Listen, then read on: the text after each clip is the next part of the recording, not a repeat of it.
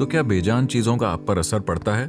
हाँ, अगर आप पढ़ने देते हैं तब। आप इस धरती पर एकमात्र जीव हैं जिसे अपने जीवन को खुद गढ़ने की आजादी दी गई है। इंसान इसी आजादी से दुखी है। अच्छी किस्मत के लिए आप इसे अपनी जेब में रखिए। अगर ये आपकी उंगली पर होगी तो लोग सोचेंगे कि आप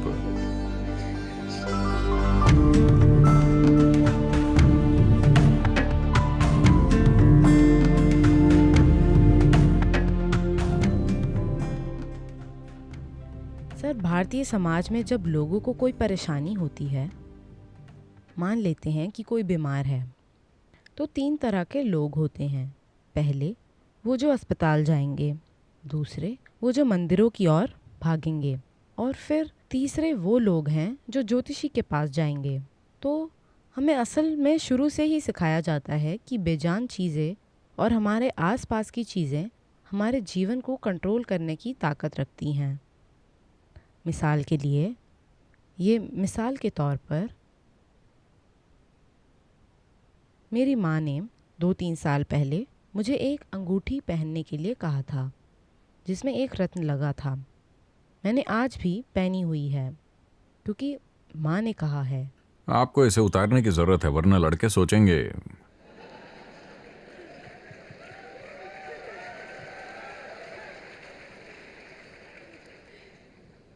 अच्छी किस्मत के लिए इसे अपनी जेब में रखिए। अगर ये आपकी उंगली में होगी तो वो सोचेंगे कि आप। देखिए, मानव जीवन इस तरह से बना है, खासकर इंसान का जीवन। सभी जानवरों के लिए प्रकृति ने स्पष्ट रास्ता तय कर रखा है। वो क्या कर सकते हैं और क्या नहीं कर सकते। उनका जीवन 2 रेखाओं के बीच चलता है। वो उससे नीचे नहीं जा सकते, वो उससे ऊपर नहीं जा सकते। उन्हीं के भीतर वो जीते हैं। इसीलिए वो इतने आश्वस्त दिखते हैं और वो शांतिमय होते हैं। जब उनका पेट भर जाता है तो वो पूर्ण शांत हो जाते हैं। क्या आपने ये देखा है? हेलो, क्या आप मेरे साथ बात कर रहे हैं या नहीं? क्या आप सभी जानवरों में देखते हैं कि जब उनका पेट भरा होता है तो वो शांतिमय होते हैं? लेकिन इंसान सोचते हैं या उन्हें सिखाया जा रहा है कि शांति जीवन का अंतिम लक्ष्य है। एक भैंस पेट भरा होने पर शांति से बैठती है और आपके लिए वो अंतिम लक्ष्य है। कितनी शर्म की बात है। जो काम एक भैंस भर पेट घास खाकर या जो भी वो खाती है उसे खाकर कर सकती है, उसे आप अंतिम लक्ष्य की तरह मानते हैं। क्या ये शर्म की बात नहीं है? मैं आपसे पूछ रहा हूं। लेकिन ये इसी तरह सिखाया जा रहा है। शांति आपके जीवन का चरम लक्ष्य है। लेकिन अगर बुनियादी चीजों पर आए, अगर आप आज शांतिपूर्ण नहीं हैं तो क्या आप आज भोजन का आनंद ले सकते हैं?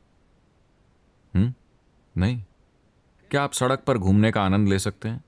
क्या आप अपने आसपास कुछ लोगों के संग साथ का आनंद ले सकते हैं? नहीं। अपने जीवन में किसी भी चीज का आनंद लेने के लिए अगर परमानंद में नहीं तो कम से कम आपको शांतिमय तो होना चाहिए। तो मैं पूछ रहा हूं कि क्या इसे आपके जीवन का पहला कदम होना चाहिए या आपके जीवन का आखिरी कदम? ऐसे लोग सिर्फ मरने पर ही शांति से होंगे। अब क्या दूसरी चीजों का हमारे ऊपर असर पड़ता है, खासकर निर्जीव चीजों का? रत्न और हीरे और वैसी चीजें और ग्रह भी। देखिए, पृथ्वी की प्रकृति। See, the nature of the planet has a certain influence on the life upon it. देखिए, पृथ्वी की प्रकृति का इस पर मौजूद जीवन पर कुछ खास असर होता है। आप देखेंगे कि पूर्णिमा के दिन और अमावस्या के दिन कई जानवर कुछ खास तरीकों से सिर्फ इसलिए बर्ताव करते हैं क्योंकि वो इससे प्रभावित होते हैं। आप जानते हैं, पूरा महासागर ऊपर उठता है।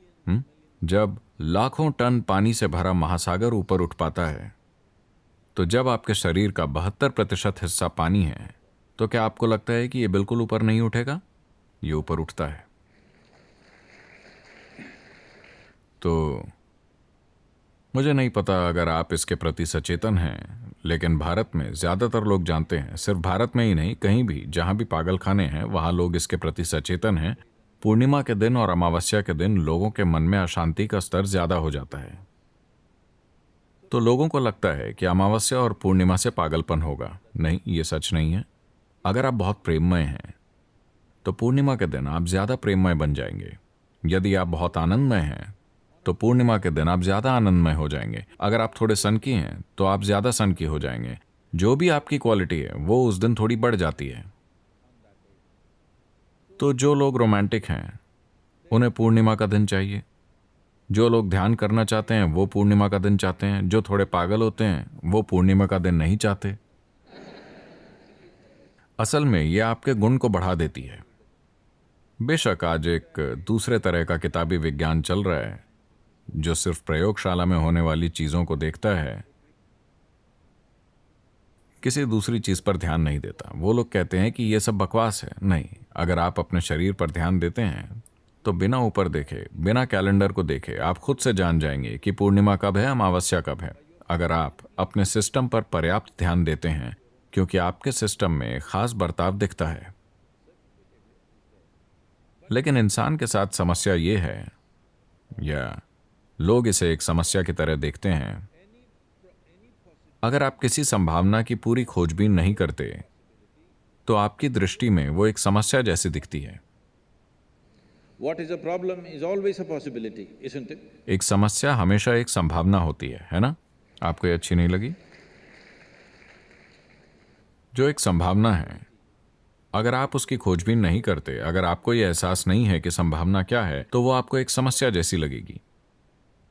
तो क्या बेजान चीजों का हम पर असर पड़ता है? हाँ, अगर आप पढ़ने देते हैं तब, क्योंकि ये इंसान की विडंबना है कि आप जो हैं वो प्रकृति द्वारा तय नहीं किया गया है, उसे आपके लिए खुला छोड़ दिया गया है। आपके लिए खुला होने का मतलब है कि आप इस धरती के एकमात्र जीव हैं जिसे अपने जीवन को खुद गढ़ने की आजादी दी गई है। क्या ये छोटी बात है? ये लाखों वर्षों के विकास का नतीजा है कि एक कोशिका वाले जीव से शुरू होकर इन सभी जीवों के बाद, इन करोड़ों रूपों के बाद आज यहां हम बैठे हैं। ये एकमात्र जीव है जो अपने जीवन को जैसा चाहे वैसा गढ़ सकता है। हर दूसरे जीव को प्रकृति के नियमों से जीना पड़ता है। हम अपना जीवन खुद गढ़ सकते हैं। इसी आजादी से इंसान पीड़ा पा रहे हैं। अगर आप अपनी गुलामी को भुगत रहे होते तो ये ठीक था। अगर आप अपनी आजादी को भुगत रहे हैं तो आप एक आपदा हैं, है ना?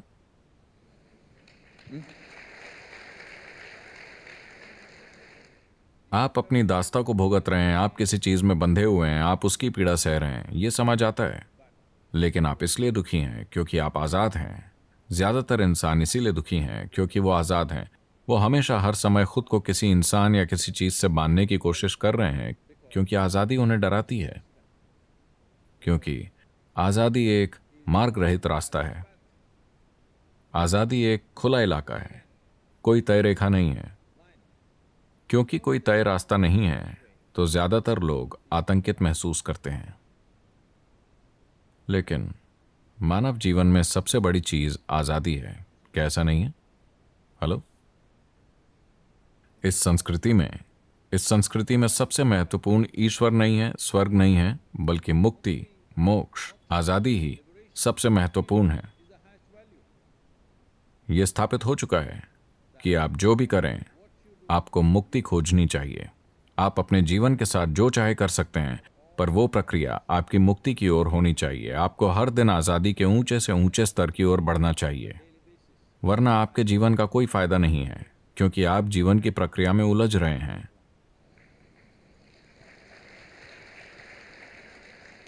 अगर आप स्वर्ग भी जाते हैं तो वो भी एक उलझाव ही है। देखिए, मुझे यकीन है कि आपने आईआईटी में एडमिशन मिलने के पहले, आप अभी भी बॉम्बे लगा रहे हैं, ठीक है, मैं देख रहा हूं। आपके आईआईटी में दाखिले से पहले जब आपने अपना जो भी एंट्रेंस टेस्ट या जो भी लिखा था, केवल एक चीज थी कि किसी न किसी तरह मैं अंदर पहुंचना चाहता हूं, मैं अंदर होना चाहता हूं, क्योंकि ये स्वर्ग जैसा है, स्वर्ग में घुसने जैसा। चाहे जो हो जाए, मैं एडमिशन चाहता हूं, मैं सिर्फ यही चीज चाहता हूं। अंदर पहुंचने के बाद देखिए कितनी समस्याएं हैं।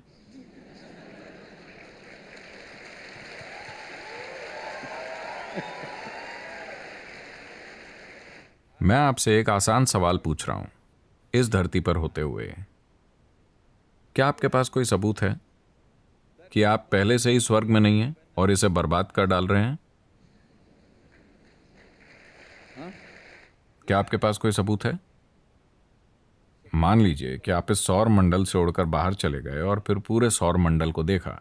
जो भी ये 12-14 ग्रह और उपग्रह हैं, इन सभी के बीच क्या पृथ्वी निश्चित रूप से एक स्वर्गलोक जैसी नहीं दिखती? हाँ या नहीं? तो आप पहले ही स्वर्ग में हैं और इसे बर्बाद कर दे रहे हैं, और अब आप एक दूसरे स्वर्ग को जाना चाहते हैं।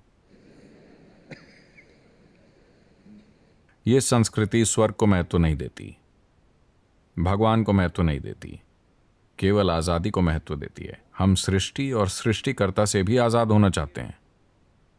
मुक्ति, मोक्ष ही चरम मूल्य है, क्योंकि ये एक दार्शनिक मूल्य नहीं है, ये एक धार्मिक मूल्य नहीं है।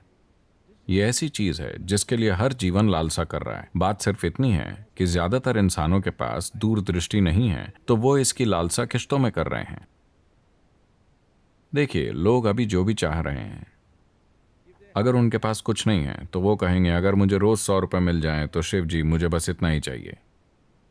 ऐसी प्रार्थना होती है। 100 रुपए ऊपर से गिरे, 100 रुपए, ठीक है ठीक है ठीक है, 3 दिन 100 रुपए मिले, ठीक है, चौथे दिन सिर्फ 100 रुपए। अरे शिव जी, आपकी समस्या क्या है? क्या आप इतने कंजूस हैं? कम से कम रोज 1000 रुपए दीजिए। ठीक है, 1000 रुपए का नोट गिरा, क्या ये असली नोट है? 1000 रुपए का नोट? नहीं नहीं, ठीक है, 2000 रुपए गिरे। मैं इसे लेकर परेशानी में नहीं पड़ना चाहता। सदगुरु के लिए 1000 रुपए कहां से गिर रहे हैं? उनके पास कहां पर हैं? नहीं नहीं, 2000 रुपए गिरे। आपने 1000 मांगे, 2000 गिरे। अद्भुत शिव जी, शानदार। 10 दिनों के बाद ओ केवल 2000 रुपए। इससे कोई फर्क नहीं पड़ता कि कितने पैसे मिलते हैं, थोड़ा और थोड़ा और थोड़ा और चाहिए, है ना? ये पैसे के बारे में नहीं है। लोगों को लगता है कि ये पैसे के बारे में, लोग सोचते हैं कि ये दौलत, ताकत, सुख, प्रेम, ज्ञान के बारे में है। नहीं, ये सभी अलग अलग मुद्राएं हैं। Essentially, you're looking for expansion. असल में आप विस्तार खोज रहे हैं क्योंकि आप घुटन महसूस करते हैं। अगर हम आपको बहुत अधिक समय तक एक ही जगह पर रखें तो आपको घुटन महसूस होती है। आप विस्तार चाहते हैं, आप हर समय थोड़ा और अधिक होना चाहते हैं, हाँ या ना? हमेशा थोड़ा और ज्यादा। क्या आप कभी तृप्त होंगे? आप नई आकाश गंगाओं की ओर देखेंगे तो इंसान के भीतर कुछ ऐसा है जो असीम रूप से विस्तार करना चाहता है। इसका मतलब है कि ये आजाद हो जाना चाहता है और कुछ नहीं। अगर इस पर सावधानी से गौर करें, भीतर मौजूद जीवन की प्रकृति को देखें, तो ये एक असीम तरीके से विस्तार करना चाहता है। एकमात्र चीज जिसकी ये लालसा कर रहा है वो है असीम हो जाना। इसका मतलब है कि ये आजादी चाह रहा है। इसीलिए इस संस्कृति में हमने सबसे ज्यादा महत्व मुक्ति या मोक्ष को दिया, जिसका मतलब है आजादी, Not heaven, because heaven is just न another कि place. स्वर्ग, क्योंकि स्वर्ग बस एक दूसरी जगह है। हो सकता है कि वो रहने की थोड़ी बेहतर जगह हो, लेकिन थोड़े समय बाद वही परेशानी होगी, है ना?